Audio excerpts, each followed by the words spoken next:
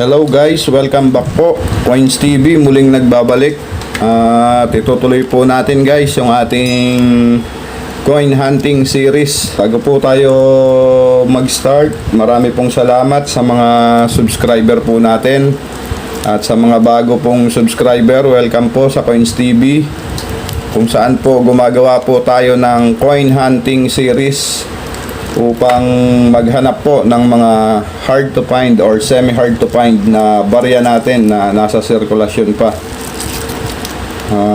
Maraming salamat po sa inyong lahat sa suporta na ibinibigay nyo po sa ating channel. At sana ngayong huling balot ng ating 5 peso BSP ay makakuha tayo. Tingnan po natin kung makakakuha po tayo dito ng semi hard to find or hard to find. Yung huling balot po natin na nakaraan, wala. Common lang po yung ating nakuha. 2009 reverse 2. So tara guys, samahan nyo po ulit ako. Umpisahan na natin to. Isang balot lang po ulit.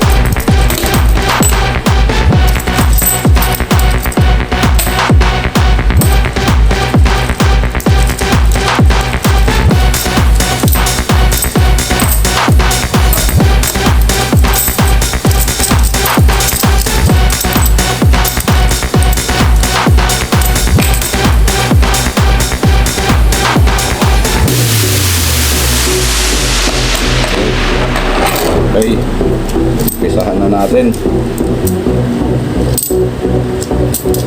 First coin natin sa unang batch, year 1997, common.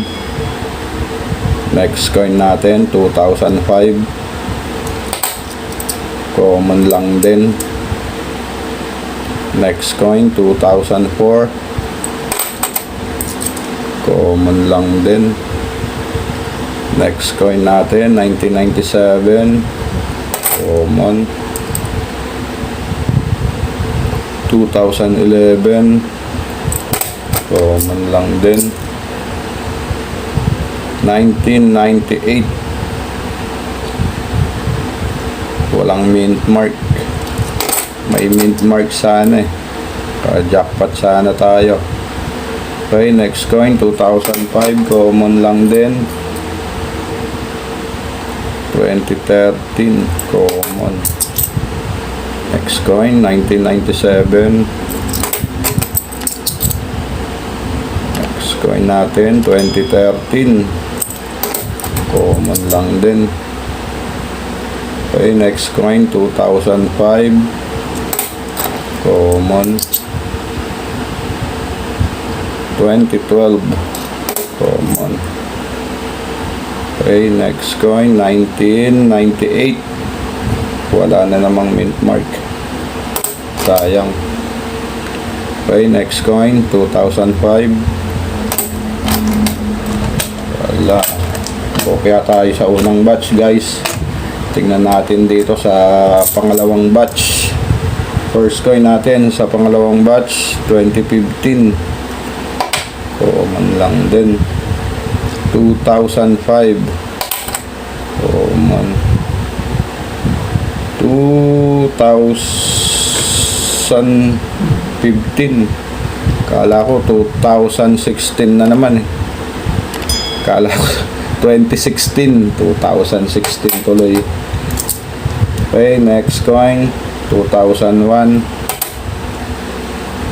Next coin natin 2001 ulit.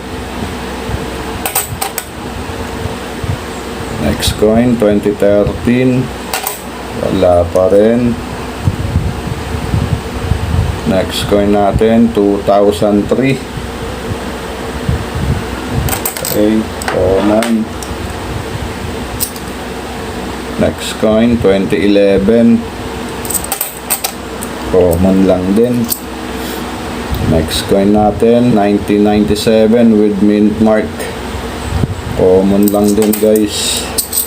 Dalawang klase yung 1997 na yun, parehas common. Next coin, 2014. Common. Next coin natin, 1996.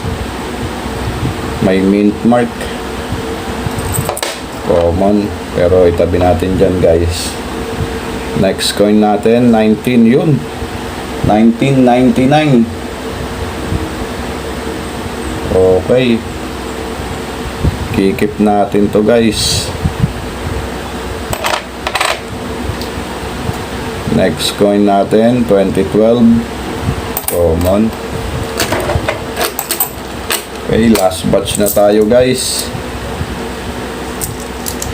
First coin natin sa last batch, 2013. Common. Next coin, 2003. Common lang din. 1998. No mint mark. Okay, next coin, 2001. Common lang din. Next coin natin, 2009. Okay, common. Next coin, 2003. Next coin natin, 2003 ulit. Dami ng 2003 ah. Common. Next coin, 1997. Common lang din. 2001. Common lang din. Next coin, 2015. Common lang din, guys. Next coin, 2002. Common lang din. Next coin, 2005. Okay, last coin natin, guys, sa third batch. 1999 na naman, guys, dalawa. Okay, 1999. Dalawa tayo, guys. Pwede na natin i-keep to. I-update ko po kayo dito sa year 1999 na to, para po may idea kayo. Reverse 1. Okay, guys, meron po itong record sa Numista na 2%. Kaya pwede na nating sabihing semi-hard to find to. Madalang lang din po itong makita dito sa amin, pero ito, nakadalawa tayo sa huling balot natin na 5 peso BSP. Mas magandang kondisyon nitong isa na to, detalyado pa, malinis pa ang mga letter at mga nakalagay sa kanya. May presyo po ito sa very fine condition, 5 pesos po at 60 centavos sa very fine po na condition. Sa extra fine naman po, meron po itong price appraisal na 23 pesos. At sa AU condition po at uncirculated, wala pong nakalagay na price appraisal sa kanya. 2% po ang record nito na frequency sa Numista. Ayan, nakadalawa tayong 2009. Ikikip natin to, guys. Okay. Sa mga nanonood po na hindi pa po nakasubscribe po sa ating channel, pasuyo na po nung subscribe button dyan po sa ibaba. At paki-like na rin po yung ating video at paki-share na rin po sa mga kakilala nyo. Malaking tulong po yan sa ating channel. At marami pong salamat sa patuloy nyong pagsuporta, guys, sa mga subscriber po natin at mga bago nating subscriber. Maraming salamat po sa inyo. At sa solidong nanonood po sa atin na si JP Chan ng Tarlac City, shoutout po sa iyo, sir. At maraming salamat po sa suporta. Okay, yun lamang po, guys. Marami pong salamat.